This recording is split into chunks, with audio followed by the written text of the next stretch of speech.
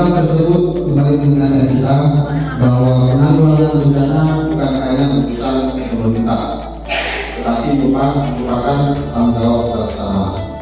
Pelayanan kami yang cepat, tanggap dan berpihak pada masyarakat hanya dapat terwujud apabila semua unsur terlibat, termasuk pemuda, OKP, dan LSM yang selama ini selalu berada di garda terdepan Kabupaten Cikarang. Melalui kegiatan diskusi publik hari ini, kita ingin mengembangkan peran dan kapasitas pemuda agar mampu memberikan kontribusi yang lebih terarah, lebih berkoordinasi dan lebih berdampak dalam upaya mitigasi bencana.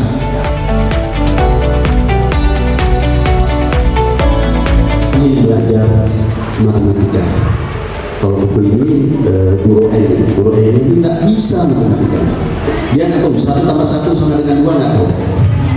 Yang tahu apa?